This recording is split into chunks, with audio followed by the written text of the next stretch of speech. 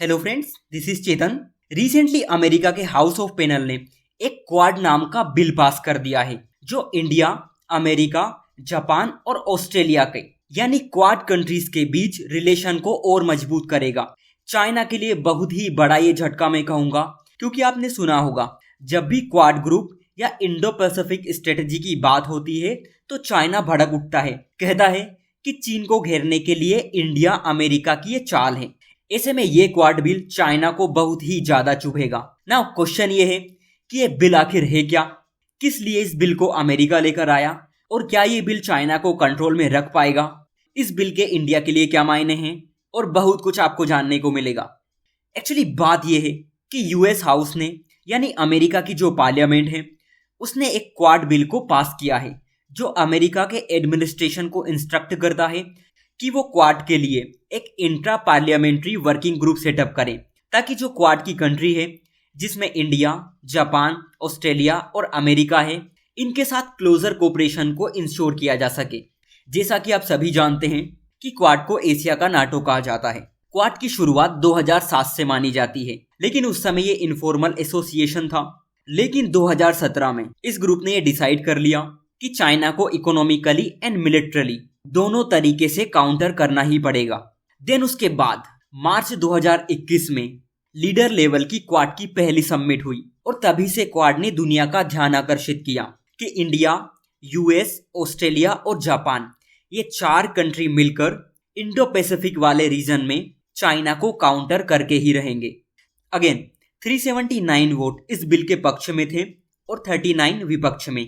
इस बिल में यह कहा गया कि अमेरिका, इंडिया, जापान और ऑस्ट्रेलिया के बीच संयुक्त सहयोग को मजबूत बनाया जाना चाहिए। अगर आसान भाषा में कहे तो क्वाड की जो कंट्री है उनके बीच और भी अच्छे रिलेशन बने, चारों देश एक दूसरे के और क्लोज आए और अपने रिलेशन को और भी मजबूत करें, ताकि क्वाड का जो ऑब्जेक्टिव है उसे पूरा किया जा सके। इसी के साथ ये बिल अमेरिका के विदेश विभाग को ये निर्देश देता है कि एक्ट के बनते ही 180 दिनों के अंदर क्वाड के देशों के बीच सहयोग को बढ़ाने के लिए एक मजबूत रणनीति बननी चाहिए और 60 दिनों के भीतर क्वाड की जो और कंट्री है जैसे इंडिया, जापान और ऑस्ट्रेलिया, इनके साथ अमेरिका नेगोशिएशन बिल्ड करेगा ताकि क्वाड का एक इंट्रा पार्लियामेंट्री वर्किंग ग्रुप बनाया जा सके। ये वर्किंग ग्रुप क्वाड के देशों के बीच आपसी सहयोग और समन्वय को मजबूत करेगा। आप ये सोच रहे होंगे कि ये वर्किंग ग्रुप किस तरह काम करेगा। देखिए, अमेरिका की तरफ से अभी ये कहा गया है कि अमेरिका को रिप्रेजेंट करने के लिए एक यूएस ग्रुप को स्टेब्लिश किया जाएगा जिसमें उनकी तरफ से 24 लोग शामिल होंगे। इस ग्रुप का काम ये होगा कि एनुअल मीटिंग, एनुअल समिट और लीडरशिप के लिए गाइडलाइन सेटअप करेगा। इसके साथ ही यूएस का ये ग्रुप अपनी पार्लियामेंट को एक एनुअल रिपोर्ट भी देगा जो ये इंश्योर करेगी कि क्वाड में अमेरिका की तरफ से क्या क्या डेवलपमेंट्स हुई है। अगेन, अगर क्वाड की सभी कंट्रीज के बीच सहमति हो जाती है तो शायद पॉसिबल है कि चारों देश अपने यहाँ इस तरह के ग्रुप्स बनाएंगे और इन सभी ग्रुप्स को एक साथ intra parliamentary working group of quad कहा जाएगा। जैसे कि हमने शुरुआत में ये बात की थी कि यह बिल क्वाड कंट्रीज के लिए एक स्ट्रेटजी सेटअप करेगा, बट ये होगी कैसी? देखिए, जो बिल है वो इसके बारे में भी बताता है कि इस रणनीति में फ्यूचर में आने वाली पेंडेमिक यानी अगली जो महामारी आएगी उसमें ये चारों देश मिलकर साथ काम करेंगे। लेकिन आपने कोविड के टाइम देखा होगा कि ऐसा नहीं था। अगर इंडिया को छोड़ दें तो सभी देश अलग अलग भाग रहे थे। यूएस ने तो उस टाइम कसम खा ली थी कि हम अमेरिका फर्स्ट की पॉलिसी पर चलेंगे, एंड उस टाइम आपने देखा होगा कि इंडिया ही वो एकमात्र देश था जिसने गरीब देशों की हेल्प की थी, उन्हें वैक्सीन प्रोवाइड की थी। ऐसे में अमेरिका के ऊपर ये सवाल उठे थे कि यूएस ऐसे तो बड़ी बड़ी बात करता है, लेकिन जब दुनिया को बचाने की बारी आती है तो उसने अपने हाथ खींच लिए।